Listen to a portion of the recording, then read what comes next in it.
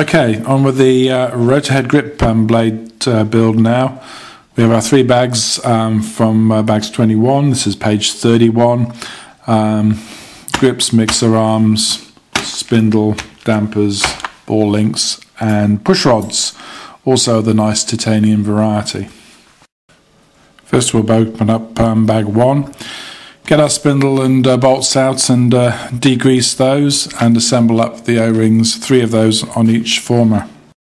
That's our O-rings on the formers. Kasama says it's important to lubricate these with silicone grease before assembly, and also to take it down and lubricate them again every 30 or 40 flights or so. I'm going to use some silicone grease for this. You can buy this at pool shops, diving shops and medical outfitters, and it's just this funny sort of pale colourless stuff, and I'm just going to work that in on the outside. By the way, this stuff is death for painting, so if you have any silicone on your fingers, don't handle your canopy, otherwise you're going to have some nasty spots where the paint won't take if you handle that. And once we're all lubed up, we're good to go to pop the dampers down in the rotor head. There's a flange on one end, so make sure that flange is pointing to the outside. The main grips are substantially pre-assembled with the 2 radial and the 1 thrust bearing.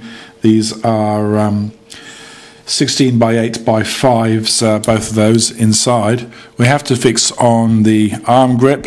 These are useful to have separate, because if they get bent in a crash, you can easily replace those without the whole grip.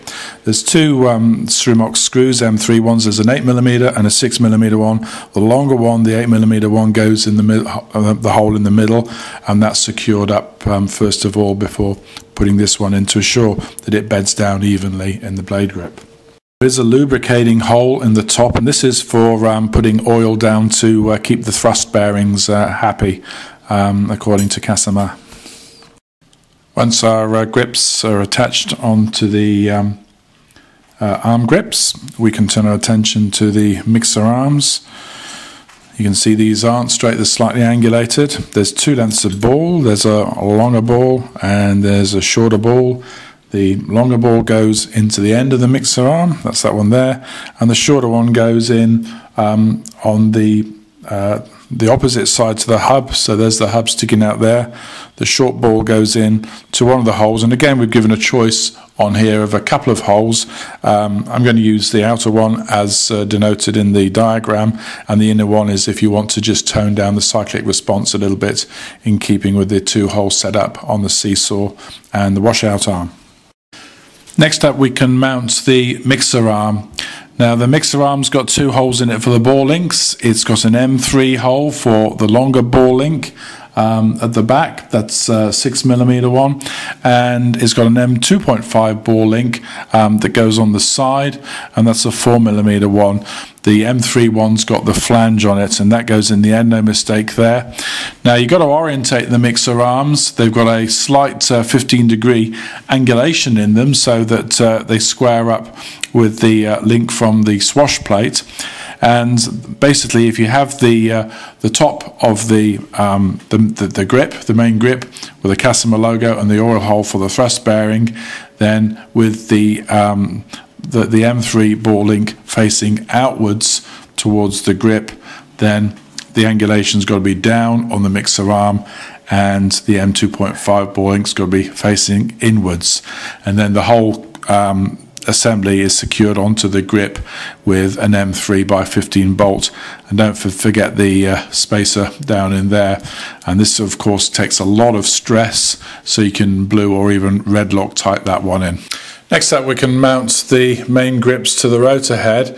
As you're pushing the spindle through, make sure that you don't push the formers out, and also make sure that the O-rings don't come out of their groove, because if they do so, they can get pinched between the steel former and the grip, and they can split them. So just gently work our spindle through there, and then there's no spacers between the main grips and the rotor head, as there are on many rotor heads, and that's because this steel former's got this spacer here. Okay, now we'll get our other main grip. make sure that they're orientated the right way round, which this one isn't, so we'll get that done first of all. The Kasama logo and the oil grip need to go on top, and the hex recess for the blade bolt needs to go on the bottom. And if we do that and get them around the right way, then we'll find that our mixer arm is going to line up nicely with our ball link from the seesaw. Once we've done that, we'll get our two M5 bolts. We've cleaned up the spindle, which is an 8mm by 92mm turned assembly. Clean up our spindle, clean up our M5 bolts, and then we'll pop them down and tighten them up nice and firm with plenty of blue Loctite. And give it a good snug in. And once we've done that, there's our rotor head on there. No knottiness, no binding, and absolutely no slack in that at all. Perfect fit, which is what we'd expect from Kasama Engineering. Next up, we can install the ball links, the 6.5mm M3 ball links into the end of the flybar control rods. These are secured on the flybar shaft by these two M3 set screws, and if you have a look on the Kasama shaft, you'll see that there's some machined flats basically, which are 180 degrees opposite each other. So that's going to make setting up these flybar control arms very easy, because they'll locate into the correct groove, and it'll also give you orientation, and hopefully they'll end up nearly 180 degrees in line with each other. When we assemble our flybar, first of all we take our flybar rod and a flybar collar, thread that down. Next we can start to thread it through the seesaw. And next up we need to take one of our flybar control arms, and this ball link needs to be facing inwards towards the mast, and it needs to be on the same side as the ball link actually on the seesaw. This can change. Some of the Kasama designs orientation are a bit different from that, so look at the manual carefully and get this orientation right. And then when you go around to the other side, same deal applies. Flybar control rod goes in with the ball link facing towards the mast, and it's also positioned on the same side as the seesaw ball link. Once you've got that through, you can then just pop your flybar in and a collar down on the other end and gently lock it up until you do final flybar setup. As a final check with orientation, your flybar control ball link, your seesaw ball link, and your mixer arm inline ball link all are on the same side, and on the other side of the mixer arm the ball link basically faces in towards the mast. And then finally in the rotor head we put our ball links together. The sizes are all given in the rotor head linkage page, which is section 21 or page 32 in the manual. They're pretty straightforward. A few little tips: put a little bit of silicone spray on the screw threads before you screw them in, otherwise they're pretty tight in these plastic ball links. And if you put some silicone spray in, then you can use this turnbuckle arrangement a lot easier. You can see that there's one little point. You can actually adjust the lengths according to Kasama's instructions, which is pretty accurate for most servos, but just make sure that you get the squares on the turnbuckles orientation in the correct place as per manual, and then you won't and then you'll find that screwing the rod in the appropriate manner either shortens or lengthens it as expected. This is our swash at mid-travel here. Our washout arms are quite level.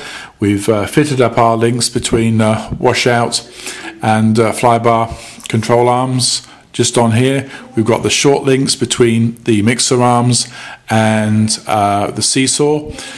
This is our Hiller component of our bell Hiller mix. This is our bell component direct from the swash plate.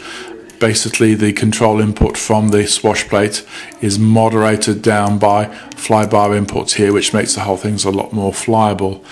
You can see the reason for the angulation on the mixer arm here, in that it makes a nice 90-degree angle at mid-stick with the longer link from the swash plate up to the mixer arm there. That's about it then for the rotor head. Next up we'll be doing the tail gearbox and tail boom.